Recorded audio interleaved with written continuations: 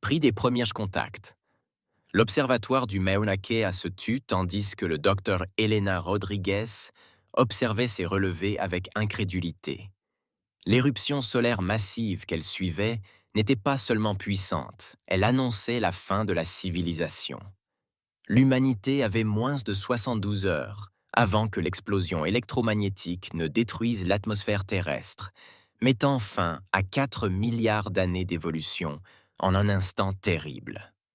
Envoyez les données à tous les principaux observatoires, ordonna-t-elle d'une voix ferme malgré le tremblement de ses mains. Réveillez-vous tous. Nous avons besoin d'une confirmation. En quelques heures, l'horrible vérité était indéniable. L'éruption frapperait avec la force de 1000 armes nucléaires, et la Terre n'avait aucune défense contre elle. Alors que les gouvernements du monde entier peinaient à répondre à la catastrophe imminente, un événement sans précédent se produisit en orbite terrestre. Le vaisseau émergea de ce qui semblait être une déchirure dans l'espace, sa surface cristalline réfractant la lumière du Soleil selon des motifs impossibles. Il était massif, presque de la taille de Manhattan, et ne ressemblait à rien de ce que l'humanité avait jamais construit ou imaginé. Les puissances militaires mondiales dépêchèrent leurs forces, mais avant que quiconque puisse réagir, un message parvint simultanément à tous les appareils de communication de la Terre. « Nous sommes les Méridiens », commença la transmission, parfaitement traduite dans toutes les langues humaines. « Nous observons votre monde depuis un certain temps. L'événement stellaire qui approche de votre planète détruira toute vie à sa surface. Nous ne pouvons le permettre. » La mission du vaisseau devint évidente lorsqu'il se positionna entre la Terre et le Soleil. Sa surface cristalline se mit à vibrer d'énergie, créant un bouclier de pure lumière qui s'étendait à travers l'espace telle une aurore boréale. Lorsque l'éruption solaire a frappé, le vaisseau méridien a absorbé toute la force de l'explosion. Les boucliers du vaisseau ont résisté, mais au prix d'un terrible sacrifice. Le danger passé, la magnifique surface cristalline du vaisseau a commencé à se fissurer et à s'estomper. Un dernier message a atteint la Terre. Le cœur énergétique de notre vaisseau est déstabilisé. Nous devons quitter votre orbite immédiatement. Notre civilisation est en train de mourir. Notre Soleil s'est éteint il y a des siècles, et nous cherchons dans la galaxie un nouveau foyer. Ce vaisseau contenait nos dernières réserves d'énergie. Nous l'offrons gratuitement à votre monde, sachant que cela signifie que nous ne pourrons plus poursuivre nos recherches. Votre espèce est très prometteuse. Souvenez-vous de ce jour.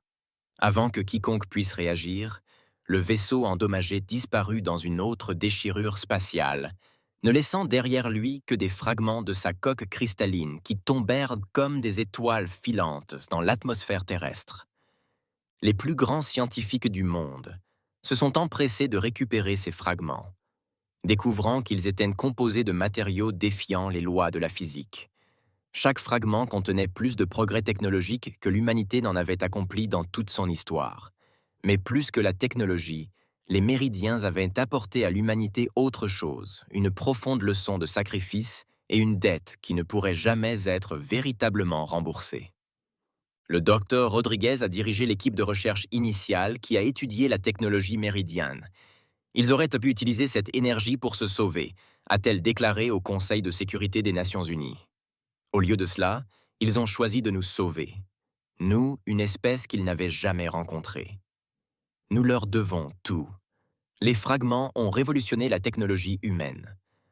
En une décennie, l'humanité avait appris à exploiter de nouvelles formes d'énergie, créer ses premiers moteurs plus rapides que la lumière, et commencer à comprendre les forces fondamentales de l'univers comme jamais auparavant. Mais elle n'oublia jamais le prix de sa survie. Chaque écolier apprenait le sacrifice du méridien. Chaque nouveau vaisseau spatial transportait un monument commémoratif cristallin. L'humanité s'est déployée dans l'espace avec un seul objectif: trouver les méridiens et rembourser sa dette.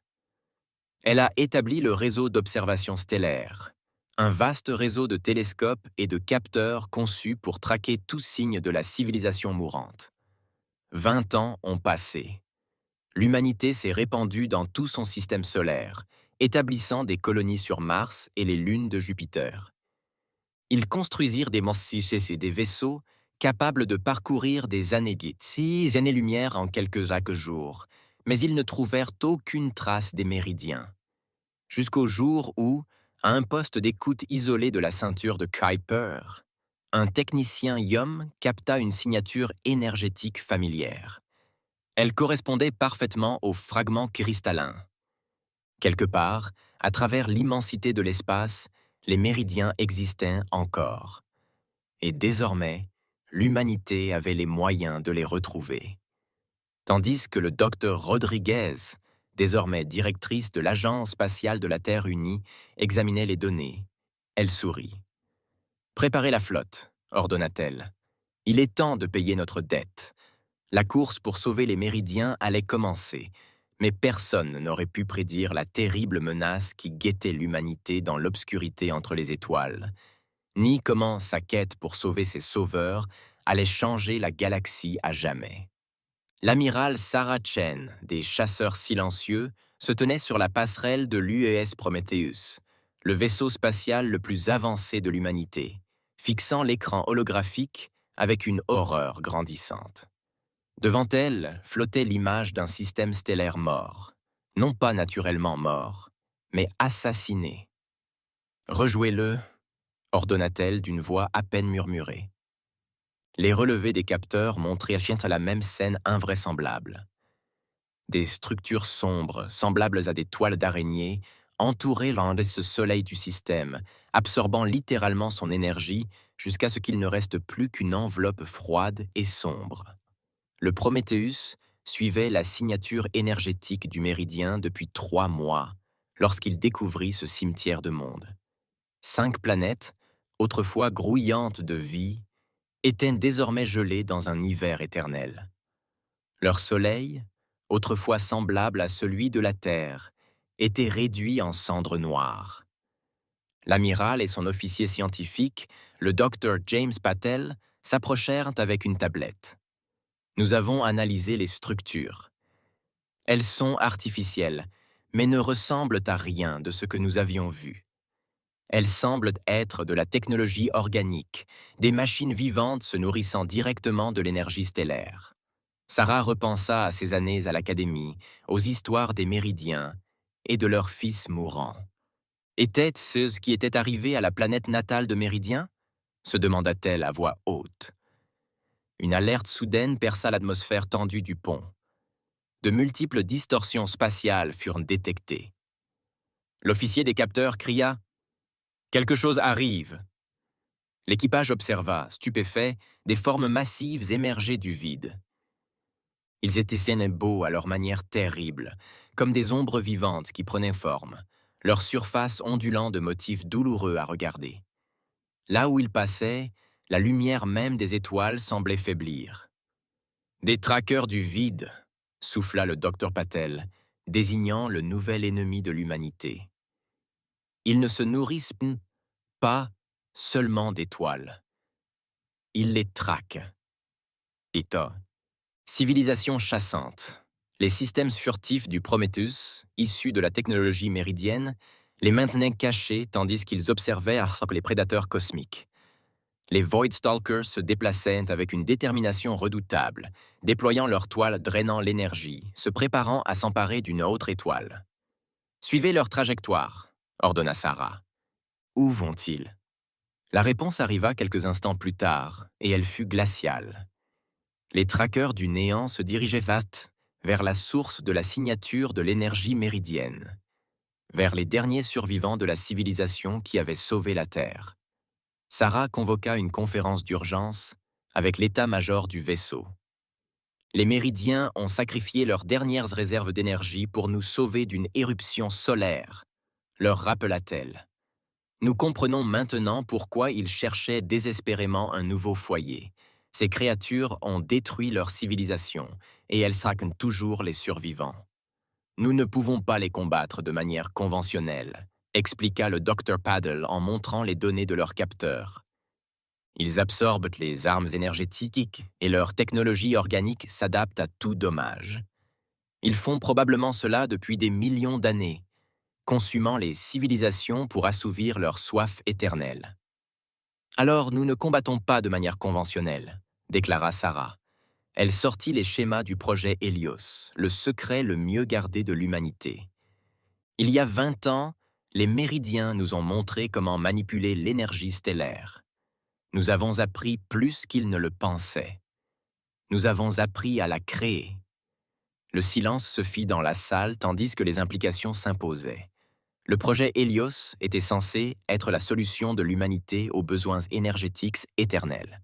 Des étoiles artificielles, créées grâce à la technologie, étaient dérivées des cristaux des Méridiens. Mais Sarah y voyait désormais une autre utilité. Ces chasseurs n'avaient jamais affronté de proie capable de se défendre à leur niveau, dit-elle. Ils manipulent l'énergie stellaire. Très bien, nous leur en donnerons plus qu'ils ne peuvent en supporter. Elle ouvrit un canal avec le commandement terrestre, sachant que ses prochains mots changeraient quand le cours de l'histoire humaine. Voici l'amiral Chen. Les Méridiens sont en danger et nous avons découvert ce qui les a chassés de chez eux. Demandant l'autorisation immédiate de déployer le projet Hélios comme système d'armement, nous partons en chasse. Alors que le Prométhée regagnait la Terre à toute vitesse pour se préparer à la bataille à venir, Sarah observait le système stellaire mort s'éloigner.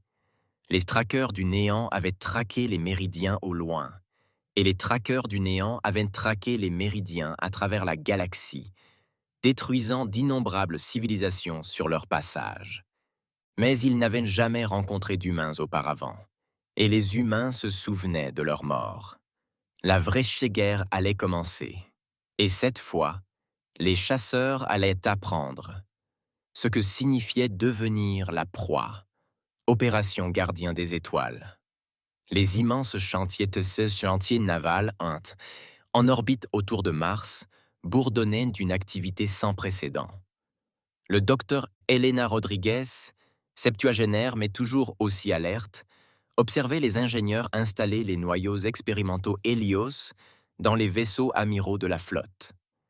Chaque noyau contenait l'énergie d'un soleil miniature, construit à partir des connaissances acquises grâce aux fragments cristallins tombés sur Terre 2 décennies auparavant.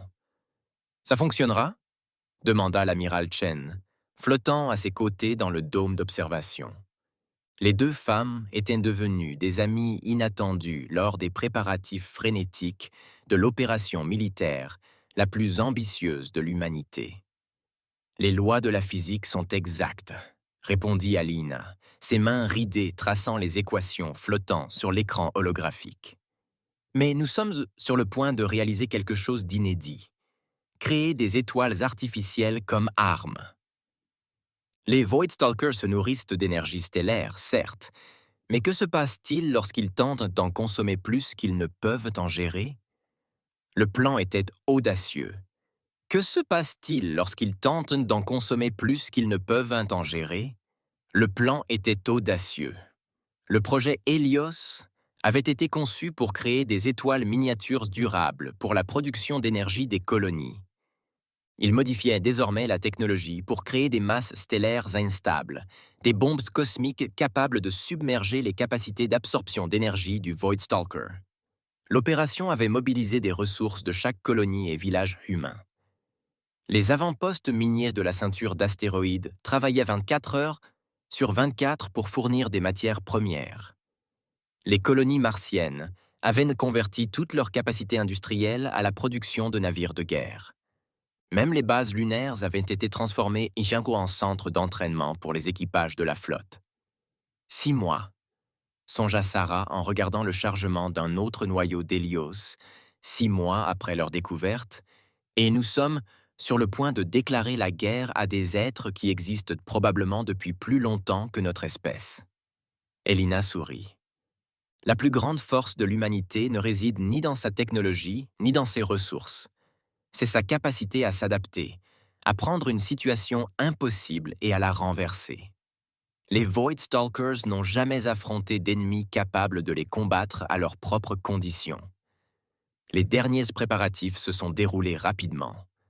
La flotte était composée de 30 vaisseaux, chacun équipé d'un noyau Hélios et d'équipages entraînés à son utilisation. Le plus grand vaisseau, l'USS Meridian's Pride, était entraîné à son utilisation. Il transportait l'arme secrète de l'opération. Un noyau Helios modifié capable de générer une masse stellaire de taille réelle. À l'approche du lancement, de nouveaux renseignements furent fournis par les sondes furtives qui surveillaient là-haut les Voidstalkers. Les prédateurs cosmiques se rapprochaient sans de leur cible, un système solaire lointain présentant des signes de signatures énergétiques méridiennes. Il leur restait peut-être 2 semaines avant que les chasseurs n'atteignent leur proie. La veille du lancement, Sarah se tenait devant les équipages de la flotte rassemblés dans le hangar principal de la station orbitale martienne. Des milliards de visages la regardaient, représentant toutes les nations et colonies de l'humanité. Il y a 20 ans, une civilisation mourante a choisi de nous sauver plutôt que de se sauver elle-même. Commença-t-elle, sa voix résonnant dans la pièce silencieuse. Ils nous ont donné leur dernier espoir, leurs ultimes réserves d'énergie, sans rien demander en retour. Ils nous ont montré ce que signifie tout sacrifier pour la survie d'une autre espèce. Elle désigna le flec visible à travers les immenses fenêtres du hangar. Nous avons maintenant une chance de rembourser cette dette. Mais ce n'est pas qu'une question d'obligation. Il s'agit de notre identité en tant qu'espèce. Lorsque les Méridiens nous ont sauvés, ils ont misé sur le potentiel de l'humanité. Ils pensaient que nous valions la peine d'être sauvés. Les traqueurs du néant existent depuis des éons, consumant des civilisations et détruisant des mondes. Ils se croient les prédateurs suprêmes du cosmos, mais ils n'ont jamais rencontré d'humains auparavant. Ils n'ont jamais affronté une espèce d'attaque capable de retourner ses propres armes contre eux. Ils n'ont jamais rencontré de proie qui les traque. La salle s'est esclaffée lorsque Sarah a levé la main. L'opération Gardien des Étoiles commence à l'aube. Nous portons avec nous la meilleure technologie de l'humanité, nos meilleurs guerriers et nos armes les plus puissantes. Mais plus important encore, nous portons l'héritage de 2 civilisations, la nôtre et celle qui a cru en nous au point de tout sacrifier. Les traqueurs du néant pensent traquer les derniers piaux méridiens. Or, ils s'apprêtent à affronter l'humanité, et nous allons leur apprendre pourquoi c'est une erreur qu'ils ne regretteront pas.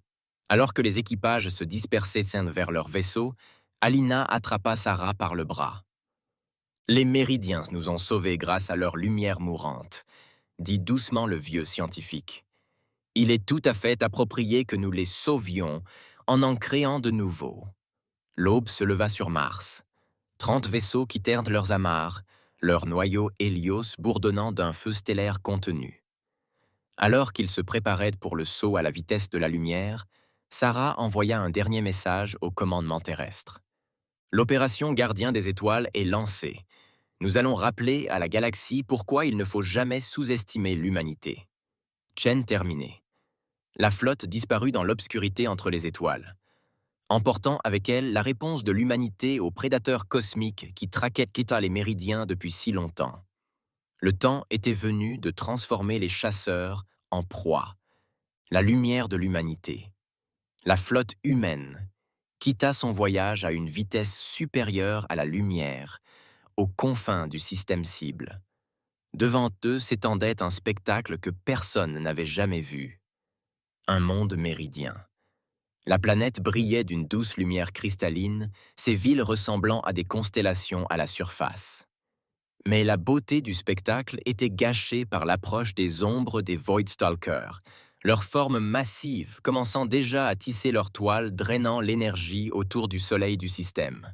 « Contact multiple », annonça l'officier tactique de la troupe du Méridien, comptant 15 vaisseaux Voidstalker, chacun plus imposant que tout ce que nous avions rencontré jusqu'alors. L'amiral Chen se tenait au centre de commandement, le visage illuminé par l'écran de combat holographique. Ils ont déjà commencé leur processus d'alimentation, remarqua-t-elle en regardant les toiles obscures s'étendre. Lancez les sondes. Voyons si nos théories sur leurs habitudes de chasse sont exactes. Des dizaines de petits vaisseaux sans pilote jaillirent de la flotte humaine, chacun transportant un hélioscore miniature programmé pour s'activer sur commande. Les traqueurs du vide, détectant les nouvelles sources d'énergie, tournèrent immédiatement leur attention vers ce qu'ils percevaient comme une proie facile. Ils mordent à l'hameçon, rapporta le docteur Paddle depuis sa station scientifique. Leur champ d'absorption d'énergie se redirige vers nos sondes. Sarah s'autorisa un sourire sinistre. Nous voyons maintenant si la faim est vraiment leur point faible. À tous les vaisseaux, exécutez le modèle Sunforge. La flotte humaine se scinda en 3 groupes, se déplaçant avec une précision qui aurait été impossible sans 20 ans de pratique de la technologie dérivée des méridiens. Alors que les Voidstalkers s'apprêtaient à intercepter les sondes, Sarek donna l'ordre qu'ils attendaient tous. Faire exploser les sondes. Les noyaux miniatures Stelios s'activèrent simultanément, libérant chacun l'énergie d'une petite étoile. Les Voidstalkers, leur système d'alimentation déjà activé, se virent contraints d'absorber bien plus d'énergie qu'ils ne l'avaient prévu. Plusieurs de leurs plus petits vaisseaux commencèrent à se rompre, leur technologie organique incapable de gérer la soudaine poussée d'énergie. Mais les chasseurs plus imposants s'adaptèrent rapidement, changeant de forme pour canaliser l'excès de puissance. Ils se tournèrent vers la flotte humaine, leur surface ondulant d'énergie stellaire volée. Ils chargeaient une sorte d'arme. Tactique avertie. Les relevés d'énergie sont hors normes. À tous les vaisseaux, exécutez le schéma d'évitement Delta, ordonna Sarah. Déployez les boucliers solaires. Les vaisseaux humains se dispersèrent, tandis que des rayons d'énergie stellaire concentrés traversaient sans peu l'espace où ils se trouvaient comme quelques instants plus tôt. Leurs boucliers, conçus selon les principes du vaisseau méridien original, résistèrent à l'assaut, mais brillèrent dangereusement. À la surface de la planète cristalline, assis en contrebas, des lumières commencèrent à scintiller tandis que la colonie méridienne détectait la bataille. Une transmission parvint à la flotte humaine, la même technologie de traduction parfaite qu'ils utilisaient il y a 20 ans, rendant le message clair. Vaisseau inconnu, nous détectons des signatures énergétiques humaines. Pourquoi êtes-vous venu dans ce lieu d'exil? Sarah ouvrit un canal. Nous sommes les enfants de la Terre, ici pour rembourser une dette vieille de 2 décennies. Votre peuple a sauvé notre monde. Maintenant, nous sommes ici pour sauver le vôtre. Il y eut un moment de silence. Puis, les chasseurs nous ont trouvés. Il n'y a pas d'échappatoire. Sauvez-vous. Ce n'est pas ainsi que fonctionne l'humanité, répondit Sarah. Rodriguez, êtes-vous prêt?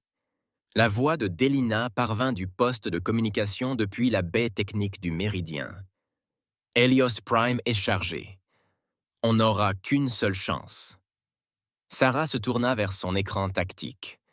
Les Voidstalkers se regroupaient, leurs plus gros vaisseaux se déplaçant pour protéger ceux endommagés. Ils apprenaient, s'adaptaient, tout comme les humains avaient appris et s'étaient adaptés des méridiens. Tous les vaisseaux, en formation sur le Pride. Lancez l'opération Aube. La flotte humaine se déplace à l'unisson, formant une sphère autour de leur vaisseau amiral. L'imposant noyau héliosique du Pride du Méridien se mit à pulser d'une lumière aveuglante, initiant sa fonction première. Non pas de créer une petite étoile stable, mais de déclencher une nova stellaire contrôlée. Les Voidstalkers sentirent l'énergie monter et se précipitèrent, la faim prenant le dessus sur leur prudence.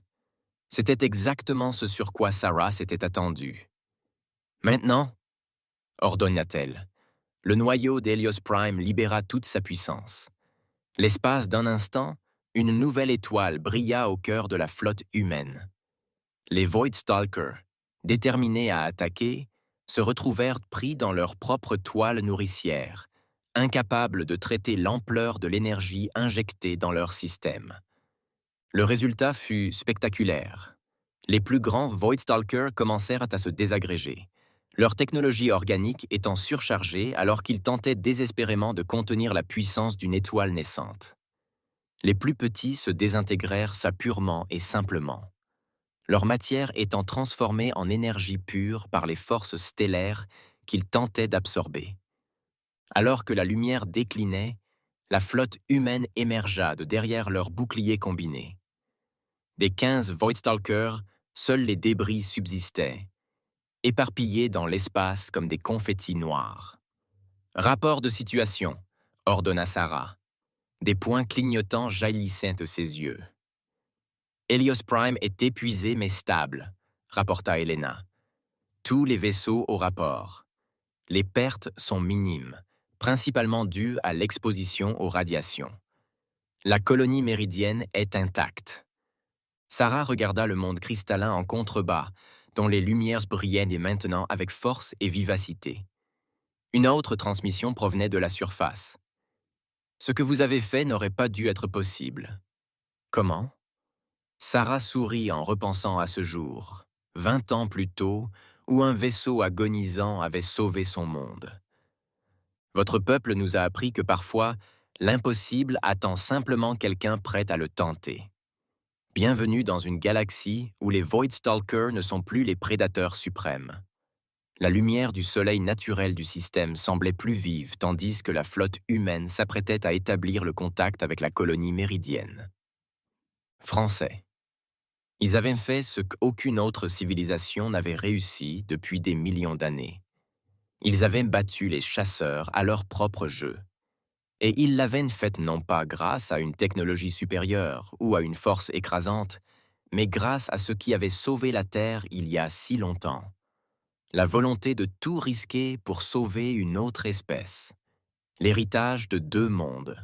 Un an après la bataille de la colonie méridienne, les flèches cristallines de la nouvelle aurora s'élevaient de la surface de Mars, son architecture étant un mélange étonnant de conceptions humaines et méridiennes. Dans sa grande salle de réunion, des représentants des deux espèces se sont réunis pour assister à un moment historique. Désormais confiné dans un fauteuil flottant, mais son esprit toujours aussi brillant. Elle regardait avec fierté l'amiral Sarah Chen et le grand chancelier de Méridien, rayon de cristal et de lumière, signé le Concordat stellaire. Ce document n'était pas qu'un traité. C'était la promesse d'un avenir commun entre deux civilisations qui s'étaient mutuellement contrariées. Que les faits le prouvent. La voix mélodieuse du chancelier résonna dans la salle. En ce jour, nous officialisons non seulement une alliance, mais la reconnaissance d'une vérité que nous avons oubliée durant notre long exil. Cette force ne réside pas dans l'isolement, mais dans les liens que nous tissons avec les autres. La délégation méridienne rayonnait de couleurs subtiles que les humains avaient appris à reconnaître comme de la joie. Leur civilisation, autrefois au bord de l'extinction, refleurissait. La combinaison des connaissances issues de l'innovation humaine et de la sagesse méridienne avait déjà porté des fruits remarquables. En orbite autour de Mars, le premier des nouveaux réseaux Helios était presque achevé. Contrairement à l'arme qui avait détruit les Voidstalkers, celle-ci était conçue pour créer des étoiles artificielles stables et durables. Cette technologie permettrait aux deux espèces d'établir des colonies dans des systèmes ayant perdu leurs descendants naturels à cause de la prédation des chasseurs. Nous pensions mourir. Le chancelier poursuivit. Notre dernier acte significatif fut le salut d'une jeune espèce que nous connaissions à peine. Au lieu de cela, cet acte est devenu le germe de notre propre résurrection. L'ingéniosité humaine a pris notre ultime don et l'a transformé en quelque chose que nous n'aurions jamais imaginé possible. Sarah s'est avancée pour s'adresser à l'Assemblée. Il y a 20 ans, l'humanité a levé les yeux vers les étoiles et a su qu'elle n'était pas seule. Nous l'avons appris non par la violence ou la conquête, mais par un acte de sacrifice qui a sauvé notre monde entier. Les Méridiens auraient bien pu utiliser leurs dernières réserves d'énergie pour se sauver. Au lieu de cela, ils ont choisi de nous sauver. Elle désigna l'immense fenêtre donnant sur le paysage martien où se côtoyaient les bâtiments humains et méridiens. Nous nous étions promis de rembourser cette dette, mais ce faisant, nous avons découvert quelque chose de bien plus précieux qu'un simple remboursement. Nous avons noué une amitié qui allait remodeler la galaxie. Dans les années qui suivirent, le partenariat entre humains et méridiens conduisit à des réalisations qu'aucune espèce n'aurait pu accomplir seule. Les réseaux Helios ont apporté la lumière aux ténèbres, la technologie de terraformation a restauré des mondes que les traqueurs du vide avaient laissés pour morts, et les voyages plus rapides que la lumière sont devenus plus efficaces que jamais. Mais le changement le plus profond était peut-être culturel, plus que jamais. Mais le changement le plus profond était peut-être culturel. La démonstration de loyauté de l'humanité, sa détermination à rembourser une dette qui s'étendait sur des décennies et des années-lumière, attira l'attention d'autres races spatiales qui s'étaient cachées des traqueurs du vide. Ils découvrirent que la galaxie regorgeait de vie intelligente, toutes reliées par le long règne de terreur du chasseur. Tandis qu'Alina observait la nouvelle aurore grandir depuis la fenêtre de son laboratoire, elle repensait souvent à ce jour terrible où elle avait détecté pour la première fois l'éruption solaire qui aurait dû anéantir l'humanité. Les Méridiens avaient sauvé la Terre, en sachant que cela impliquait de sacrifier leur propre avenir. L'humanité avait sauvé les Méridiens, en sachant qu'elle risquait de tout perdre. Les deux paris s'étaient avérés payants au-delà des espérances les plus folles. Un soir, alors que le soleil artificiel se couchait derrière les montagnes martiennes, Alina reçut un visiteur. C'était l'un de ses étudiants méridiens, un jeune, être cristallin qui étudiait l'histoire humaine. « Maître » demanda l'élève, le corps frémissant de curiosité. « Je comprends pourquoi vous nous avez aidés. Vous remboursiez une dette. Mais pourquoi nos ancêtres ont-ils sauvé la Terre? Ils n'avaient jamais rencontré d'humain. Ils ne pouvaient pas savoir que vous nous aideriez en retour. » Elina sourit, se souvenant des étoiles filantes, fragments de ce premier vaisseau méridien. Parfois, disait-elle, les plus grands actes de sagesse ne naissent pas du calcul, mais de l'espoir. Vos ancêtres ont observé notre monde et y ont vu un potentiel, non seulement de survie, mais de progrès. Ils ont misé sur l'humanité. Elle désigna la ville qui les entourait, où humains et méridiens travaillaient côte à côte pour bâtir un avenir qu'aucune espèce n'aurait pu imaginer seule. Et l'humanité a misé sur vous en retour. Voilà le véritable héritage de nos deux mondes.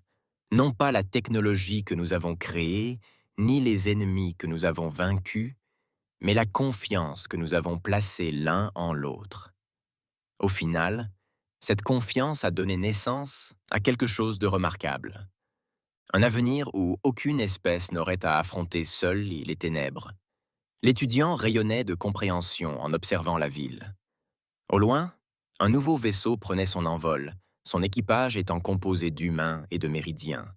Il partait aider une autre civilisation récemment découverte à reconstruire son monde, emportant avec eux la leçon qui avait tout changé. Dans une galaxie peuplée de chasseurs et de ténèbres, le plus grand pouvoir n'est pas la capacité de consommer ou de détruire. C'est la volonté de sauver les autres, de rembourser ses dettes et de croire au potentiel de ceux qu'on n'a jamais rencontrés. C'était la lumière qui avait vaincu les Voidstalkers, et c'était la lumière qui guiderait les deux espèces vers un avenir incertain mais prometteur. Ensemble.